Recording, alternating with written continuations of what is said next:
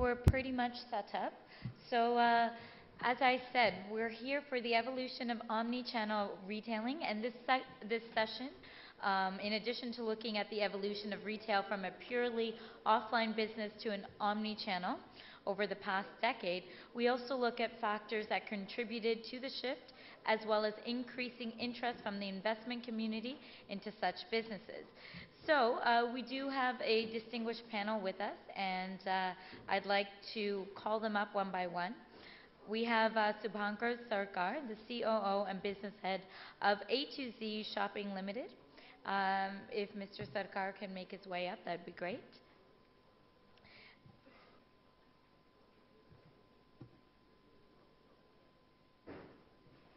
Okay. Thank you, Mr. Sarkar, for making your way up. Welcome. Sure. Our second panelist is Mr. Asim Dalal, the MD of the Bombay store. Mr. Dalal, if you can make your way up, that'd be great. Welcome. Our third panelist is Paresh Rajde, the founder and chairman of Suvidha. Mr. Rajde, please come on up.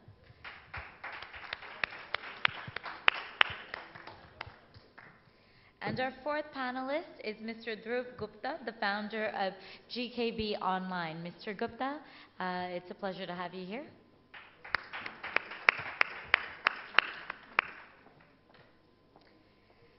And our fifth panelist for this session is Mr. Kashyap Mehta, the head of e-commerce at Croma.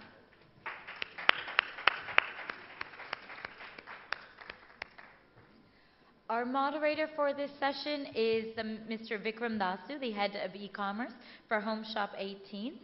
So, Mr. Dasu, if you can please make your way up. Hello.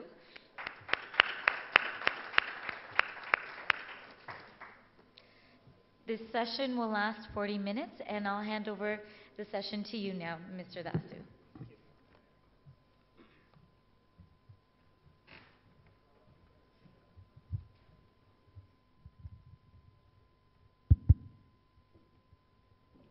Hello everyone. Where has everyone vanished? Seems a bit sparse. Hopefully we'll regain some of you guys back. So good afternoon, and we all appreciate the opportunity to be here and share our views on the topic of this session. And if you all agree, it's a humbling experience to share the stage with the likes of Mr. Bakshi, whose individual wisdom probably far exceeds that of our collective selves here. So with that, let's dive into this topic. Curiously, when I looked at the topic, it said Omni-Channel Retailing. How many of you have heard of this term, Omni-Channel Retailing? Can I have a show of hands, please? No one. Great. So, multi-channel retailing. Show of hands, please. That's better.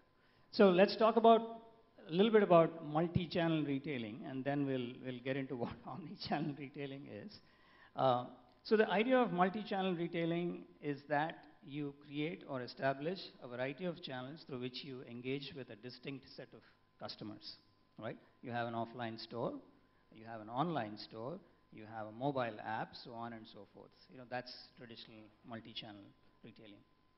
And if you look at it in the developed world, if you will agree with me, multi-channel retailing has evolved over time in a very gradual fashion, right?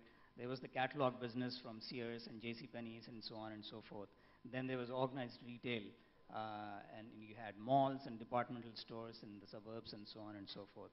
That was in the 60s and 70s. And in the 80s, you saw television commerce with QVC, HSN, so on and so forth. And then in the 90s, we saw a flurry of e-commerce sites continuing into the 2000s. And then we saw mobile commerce, and now we talk about social commerce, local commerce, Facebook commerce, you name it. You know, there is A to Z, there are all commerces. However, in India, multi-channel retailing is happening in a very, very compressed time span, right? In fact, organized retail is a relatively new phenomenon for India. So is e-commerce, so is TV commerce, and so are mobile commerce and social commerce and so on and so forth. So even as brands and businesses in India are trying to figure out what multi-channel retailing is and what their best strategy of multi-channel retailing is, the customer is evolving in a much more accelerated fashion, right? And technology is enabling that. Now, so worldwide, it's no more about multi-channel retailing, it's omni-channel retailing. So what the heck is omni-channel retailing anyway, right? So if you were to take the literal meaning, it is for a brand or a business to be omnipresent for the customer wherever, whenever he or she wants.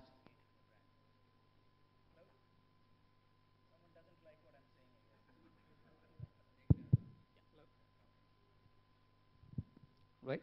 So, and perhaps there are certain best practices examples that we will get into, but I hope the context setting is adequate here, multi-channel versus omni-channel. Multi-channel takes the view that there are distinct sets of audiences or customers across, in a market, and we need to have specified channels through which we reach them. Whereas omni-channel takes the view that the same customer wants to engage with me through whatever means, whatever media, whatever channel, right? So that's the idea. With that, I would like to get a perspective of what omni-channel retailing means to each of these gentlemen here, how they are implementing it in their businesses, what challenges that they foresee, and for omni-channel to really take off. And it is a holy grail for many brands and businesses worldwide. We are a bit behind. So what the solutions that you may want to propose, so these are the things that we'll get into. So hopefully, everyone who is listening in will also enjoy the conversation, and at the end of it, we will have some time for a Q&A session. So with that, so Kashyap, why don't you talk to us about what is your idea of omni-channel retailing in short, and then how you are implementing it in Croma. Yesterday, you and I were having a conversation about that.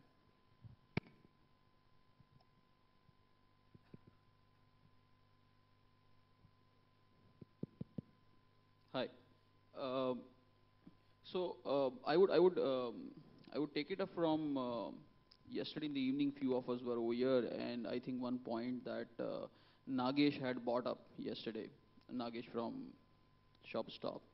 One of the point that he raised that all of us today are seeing a good horizontal growth of bringing in more and more new customers, but what we are not able to see is the average spend of customer going up in his lifetime value. Yesterday also, we saw some of the speakers talking about different channels, brick and mortar and e-commerce and m-commerce and whatnot, social commerce. Um, while we are talking about all of this, I think all of us know that these are definitely, potential channels through which, you can, reach out to customers. But there's a very different evolution taking place globally in Western market. Maybe yes, they have gone through all of this, but what is now going to be very critical in future is how do you integrate all of these channels and bring one single point of truth to the customer. So customer basically, irrespective whichever channel he is, he finds one unified shopping experience that gets attached to the brand. So, coming to an example of Croma, what we are doing, we got, brick and mortar stores. We have set it up e-commerce channel. We are getting into couple of other, new channels and new initiatives. One of them is definitely mobile commerce. Another one is a virtual store, something like what Tesco has done it in Korea, where Tesco had placed, walls at high traffic touch points. So a consumer, on his travel on the way, he can actually order for, his daily needs, and by the time he reaches home, it also gets delivered. That's a very different kind of an shopping experience where they had placed walls at very at very high traction touch points. However, yes, all of this are different channels to sell. It's very important that you identify the customer as one single customer, irrespective in whichever channel he is. His shopping cart is one single shopping cart. His behavioral movement on across the channel gets captured so that you can actually, you know, talk to him in more relevant manner. The moment you start doing that, it's been proven globally by big data analytics that the moment you start doing that, your lifetime value of the customer would go up. He would start spending more with you, and at the same time, he will have a reason to come again and again and again back to you. So that's my view on omni-channel. Excellent. Earlier, Virginia was talking about spending 10% of the marketing resources on acquiring the customer and then retaining them. And she was also talking about how marketers need to fall in love with data and so on and so forth. So, Dhruv, I know earlier we were talking about how you're trying to create that environment and experience across environments, right? I mean, or channels. It'll be good for us to understand how you're doing that with your particular business. So for the optical business, I mean, let me take a step back and talk about a little bit how we think of omni-channel. So omni-channel is, say, the next step of multi-channel. I mean, it is multiple channels of transacting with for the customer transacted, but omni-channel is where it's a unified experience, where it doesn't matter whether he's on an app, whether he's on your mobile store, or using the web to surf your store, actually walks into a store. The point is that he has the same experience wherever he goes, and he can get the same level of service. But coming back to what in our case, what we've done is we of course have stores across the country, and we started with having a web interface where people can come to our e-commerce store and they can purchase. What we're doing now more and more is starting to integrate that with our stores, where, for example, customers can go into any of our stores, and we have screens in our stores where if you don't say you need a particular frame and it's not available in the store, you can actually go onto the screen, make your purchase, and it'll be shipped straight to your home. So we're doing that. There are a couple more initiatives where we're taking things to the next level. Say, for example, I see a lot of people in this room wearing prescription glasses, and so I'm sure you've bought it from some optician. Now, the next level for that is where you go to any of our stores across the country, you have your prescription taken, that goes into the system, so next time you log on and you provide your information, your prescription shows up. Because most of us don't really remember our prescription, it just makes it easier. Lot like what Kashyap was saying is that, it's got to be the same experience. It's about remembering the consumer, and that's what we're trying to do more and more now. Excellent. So if I may, I mean, just so that we can all hang on to the same idea of what omni-channel retailing is, if you just take an example, for instance, let's say you're driving and you get either an SMS or a mobile app, hopefully you're not driving, on your mobile device that says check out our new selection of X from a particular brand, and then you park at the brand store, check out how the product feels, let's say a pair of trousers, and the feel, looks good for you, and then you go back home, and the site recognizes you as who you are and allows you to just purchase the product without any hassle, right? So the idea here is you are recognized by the brand or the business across all channels without you having to each time give detailed credentials, right? That has profound implications on how you structure your organization, how you structure your infrastructure, so on and so forth. But I think earlier I was talking to you, Subhanker. You had an idea that is a little bit macro of what omni-channel retailing means for you. I think it'll be good for me to get a perspective from you. Yeah. First, I think I should demystify A to Z shopping. It is actually India time shopping, which is what I had, and one of the earliest e-commerce player in India. As you know, what we work on is we have a web channel. We also have a reader's offer channel, which is on telephone.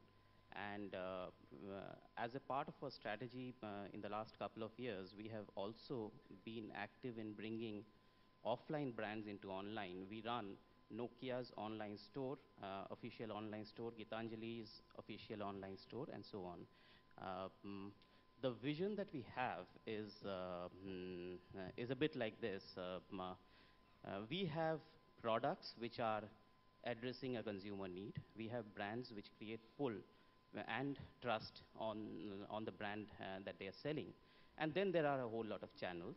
And when you look from a consumer's perspective, she is a mercenary when it comes to channel.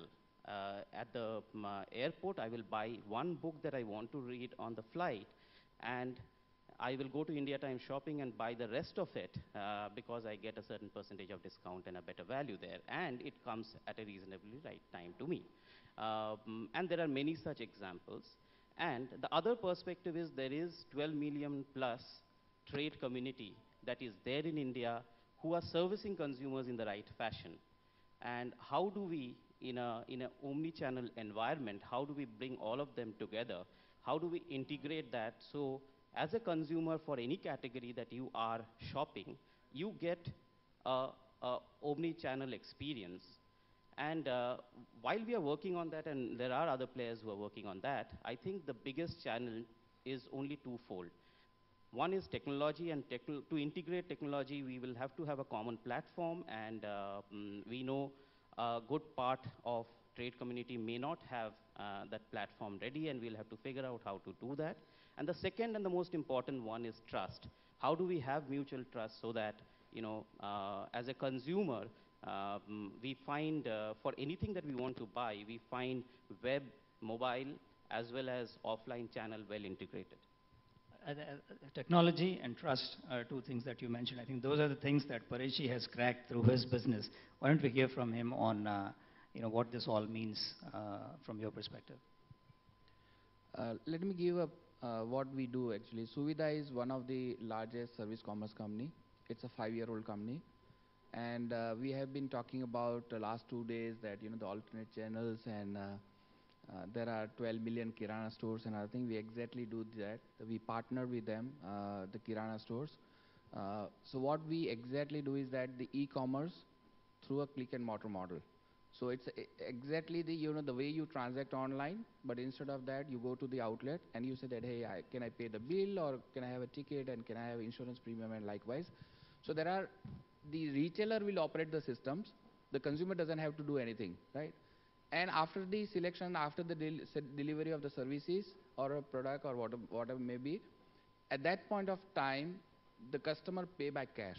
So today we have the e-commerce, which is, today only about 8% of Indian population transact online. 92% of the people cannot transact online for various reasons, and that's where we address those customers. So we exactly bring the other customers segments which are not online right now through these alternate channels, but we ride on the technology. It's the same as what we normally the experience of the online, which you get this one, pay by cash. And today we are the largest payment cash gateway in India.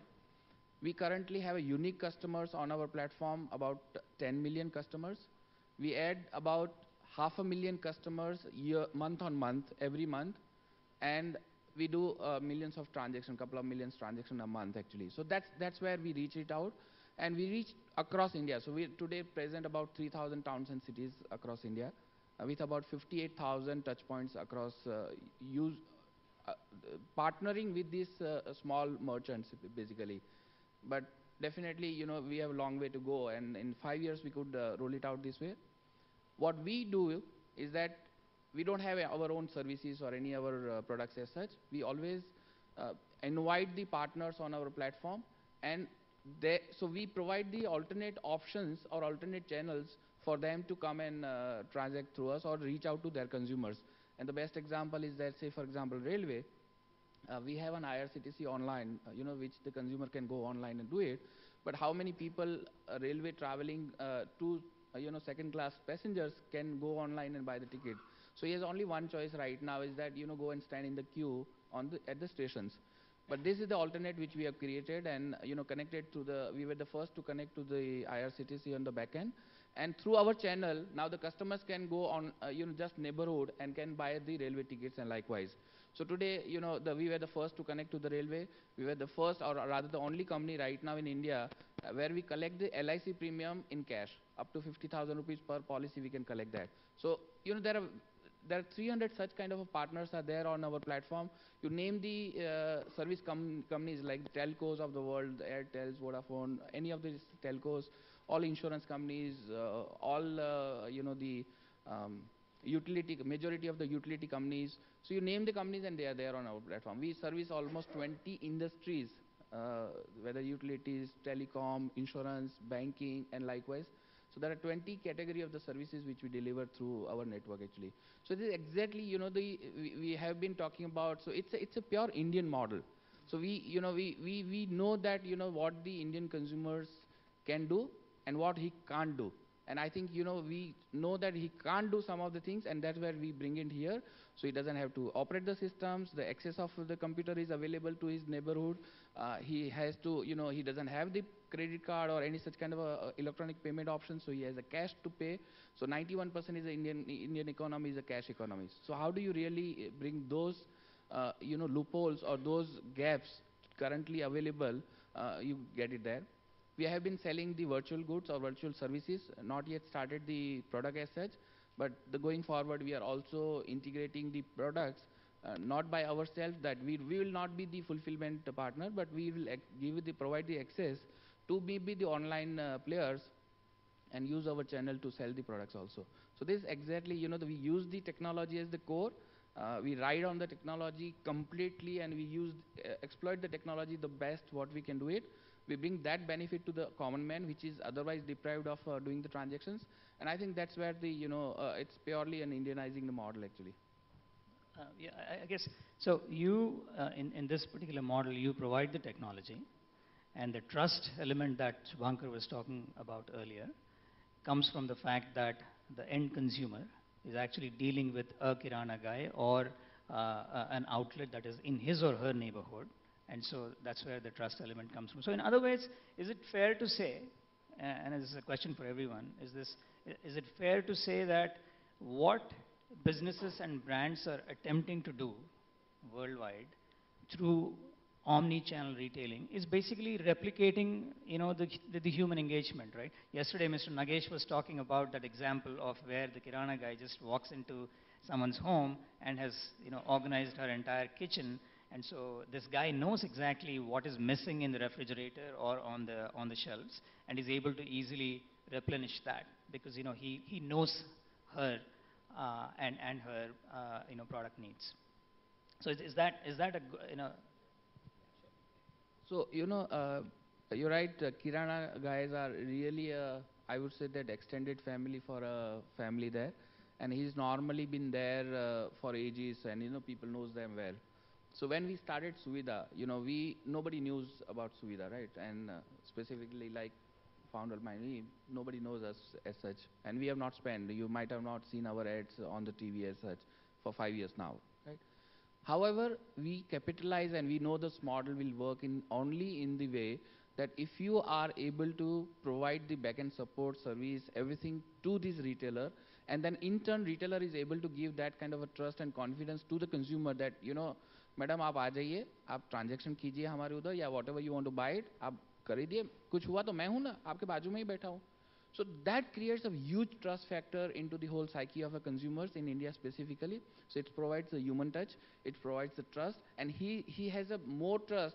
And then we as a company sitting at Bombay and maybe somewhere in Ludhiana, nobody knows, the consumer doesn't know about Suvidha as such. Maybe now over a period of time they know it, but when we started, nobody knew. So we ride on the trust of the, the Kirana guy who is possessing or who is having on the minds of the consumers. So it's very critical, and I think this is where we have to use and exploit the infrastructure or some business models which is already prevalent, and we use it. So we are talking about this last 2 days, but we have been doing this 5 years now actually. So the concept was there, and we say that we will ride on the trust of those small merchants which are there the next door to the consumers, and let's ride on that.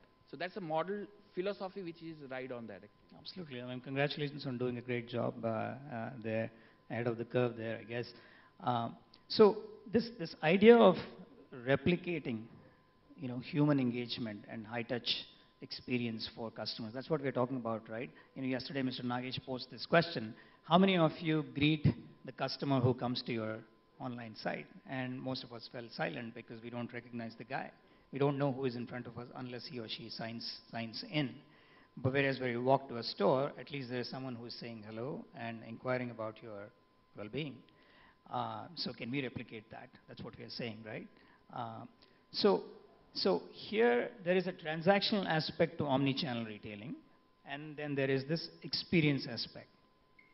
I'd like to ask you, Asim, you head Bombay store, and only recently did you venture into online commerce. So what are your views on omni-channel retailing? Do you think what you sell today lends itself well to omni-channel retailing? See, I think the kind of retailing that we do is a lot of touch and feel. We carry 18,000 SKUs in our store. Not all the stores, but our bigger flagship stores carry that kind of merchandise. So to kind of showcase that on any other channel is not going to be the easiest of tasks for us. Also, being touch and feel, there is something that the customer would like to ask and interact. So there's a lot of information that you can give, but I think going forward, having videos and things like that would help in selling those products. The other challenge that we are facing right now, although it's in a much smaller scale, but products getting broken, reaching in a broken state, gives a very wrong experience to the customer. And that's a challenge that we are trying to face, because we deal in products which are glassware or stoneware or things like that. So to create what Omni-Channel stands for is to create the same experience in all through the different channels. I think going forward, a lot of these issues will get sorted out. But I think we've started in our own way with e-com, and we are learning that whole process. And like Avnish mentioned this morning, are people thinking of m-commerce, because that's going to be the future, and people are going to use tablets and smartphones to buy. We are obviously thinking on those lines, and I think we need to think, but maybe a year or 2 years down the line, because I think it's going to take some time before we are able to crack that whole e-commerce experience with our customers and then move forward. So I think it's a great idea. The next set of customers and generation is definitely going to find it much more convenient to buy online. As I was just mentioning, like yesterday, I spent an hour and a half going from Lower Parel to Colaba. I mean, if I have to go shopping to a particular store, and if I'm not going to be present in every possible geographical location, the only way that a customer is going to buy from me is maybe online, because unless he finds a neighborhood store which sells similar merchandise, maybe not the same but similar merchandise. So getting onto all these channels is definitely going to be very important. And I think one of the areas that we've missed out on so far, and something that I want to really work on, is home shopping. I mean, catalog shopping never really took off in India, but the home shopping part where you could showcase your products.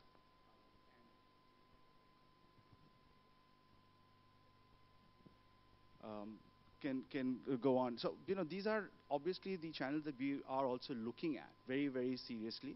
But the DNA of our company or of the team being more of brick and mortar retail, I think this has kind of taken a backseat. I think what has happened in the last 2 or 3 years, or especially in the last 1 year, where a lot of these e-commerce companies have come and spending a lot of money on marketing, is at least creating a huge market and an awareness. And I think with all that happening, companies like us will also benefit. And by taking one channel at a time, ultimate aim would be to be an omni-channel retail company.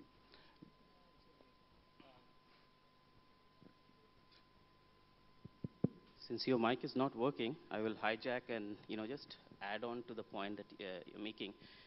What is available in stores like Bombay store are extremely good conversation beginners, and we all know that conversation happens in living rooms and in coffee shops. It is also happening probably a little more dominantly and a little more effectively online.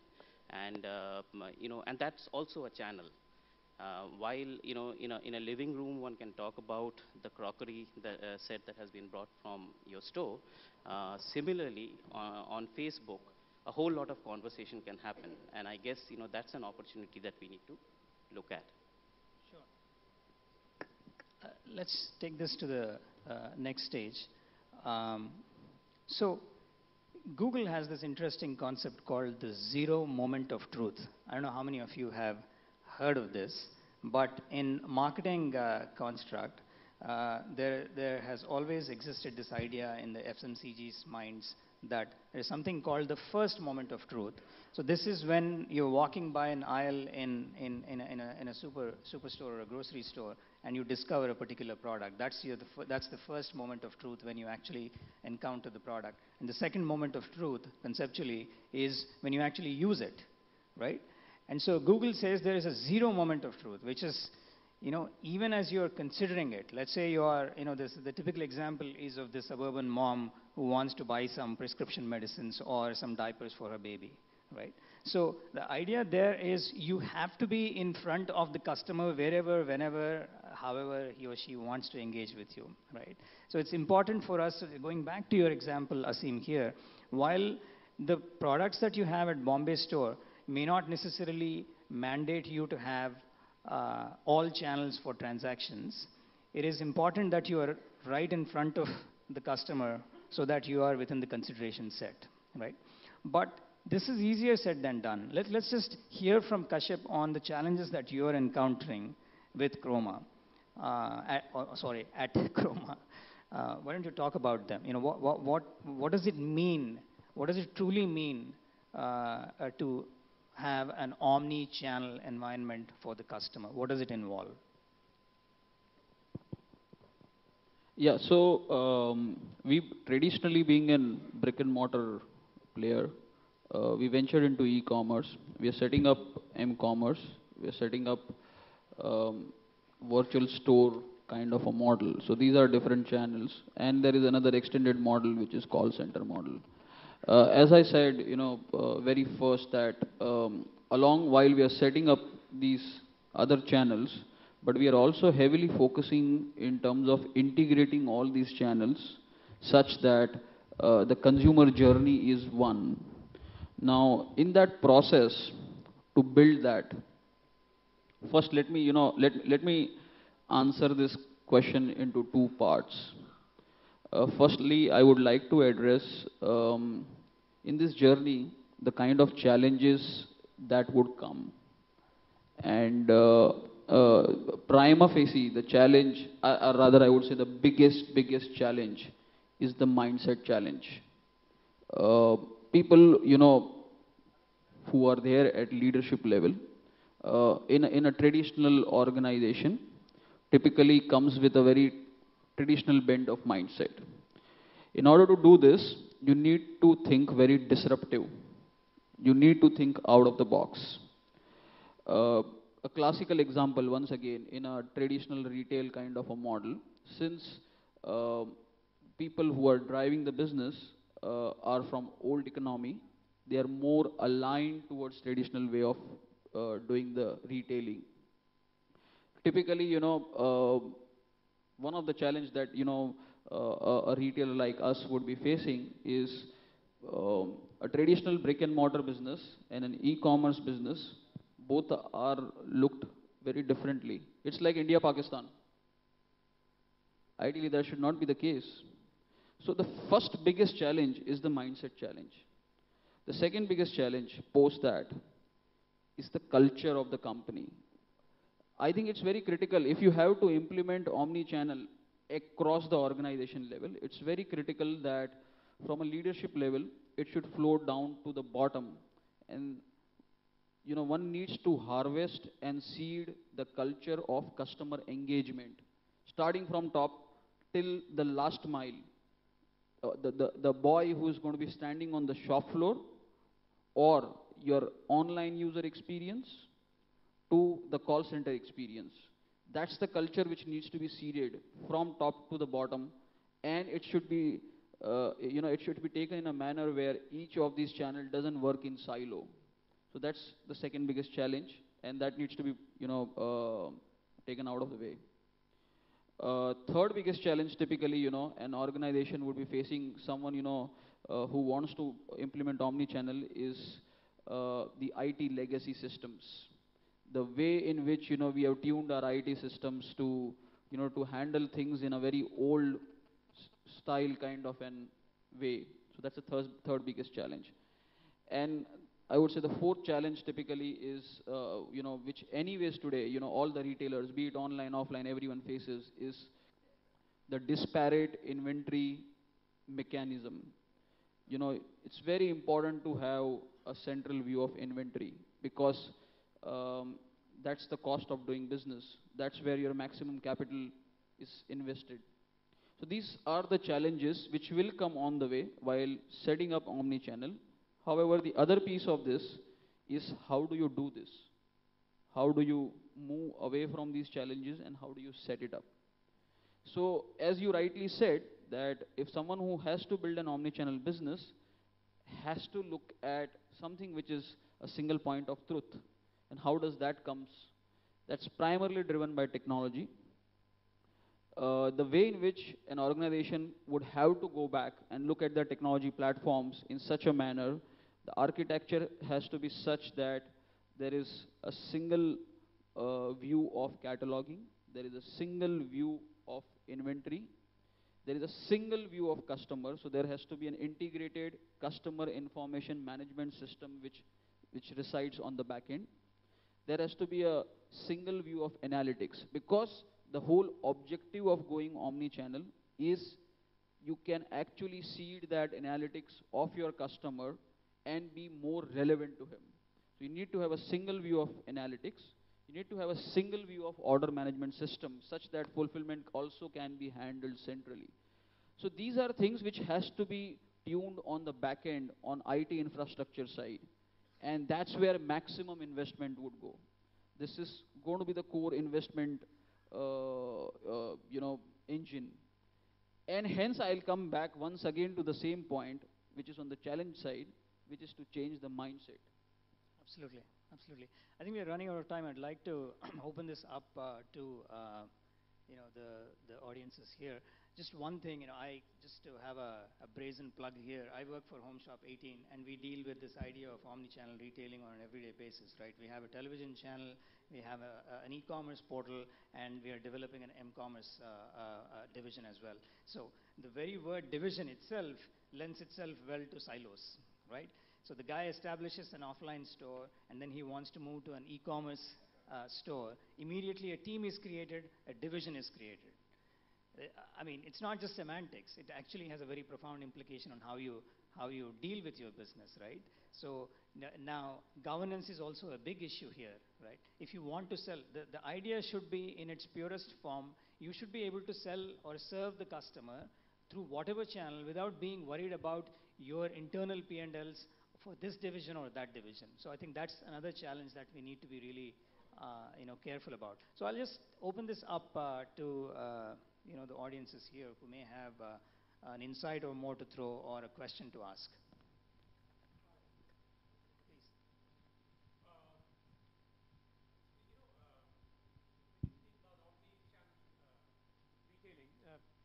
When you speak about omni-channel retailing, the first question that enters my mind is that the first issue that enters my mind is that only a big company can do that.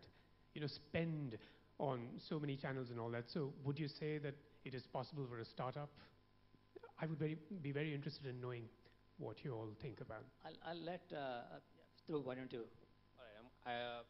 So to your question, yes. When you go to a multi-channel or omni-channel environment from, say, a retail environment, the thing is that you can spend as much as you want. There are lots of startups that start with very little capital, right? And in this case, you can look at it in that form as well. That if you have a retail store and you want to start an e-store, there are lots of ways of starting it up, and take it step by step.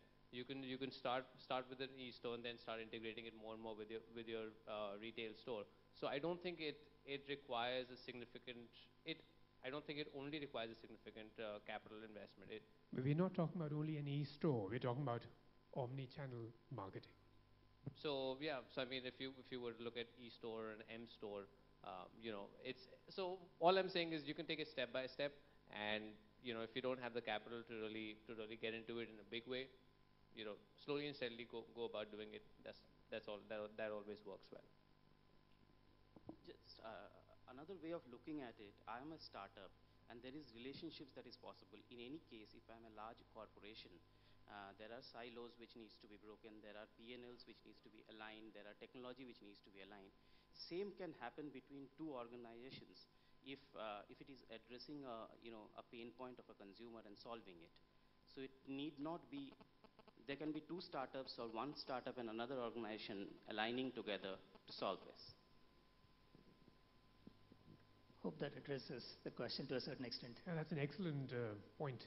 Yeah, absolutely. I mean, Subhanker has been talking about it since yesterday. So it's a very, when you say omni-channel retailing, typically brands and businesses have a very self-centered view, right? You know, in their worldview, they are at the center of the universe. Whereas what he's talking about, particularly in the Indian context, is if we can do something like what Paresh has done with Suvidha, where you aggregate audiences and exchange them possibly. I think that's a much nobler idea than what we've been talking about. Another question, please. This is for Mr. Kashyap Mehta. Would your pricing and promotion be the same across all the channels? Okay, so as I said, you know, when you get into an omni-channel kind of a mode, you will start analyzing your buying behavior, the buyer's pattern. I think you need to tune your promotions as per that. So for example, a classical example is, let's say there is a consumer who has bought maybe, I would say that iPad through a brick and mortar store, and is the same consumer who visits back, let's say, onto the e-commerce site, and he's recognized that yes, he's a customer, this is what his buying pattern has been. Immediately, maybe, you know, my promotion to him would be that, you know, hey, you bought an iPad, now, you know, here is an iPad cover, and I'm willing to give you maybe 20% off on that because you are a Croma customer. So, yes, the promotion, the offers may vary from channel to channel, depending on the buying pattern of a consumer. So then it's really not omni-channel retail. Marketing may be the same, but retailing, because of the pricing, would differ, right? No, I would not, you know, I would not write it on price or on offer. As I said, you know, I would stick still to the fundamental that is the same consumer, you know, who is visiting across the channel. I want to offer him the same brand experience across the channel, and that's what is going to bring the stickiness. How would you feel, you know, let's say if you shop something from a Croma store at some point in time, and you know, if you, let's say, visit maybe a web, or maybe, you know, you come through a call center. Let me give an example of a call center. If, let's say, sometime you give a call to a call center, and my call center folk knows that, you know, you are XYZ, and he straight off greets you, pick up the phone, and he straight off greet you saying that, hey, Mr. XYZ, you know, we welcome you, or good morning, or something like that. How would you feel about it? You would get attached to the brand. That's what is omni-channel about. Thanks, Kashyap. One last question. I know you wanted to ask the lady in the back, ma'am.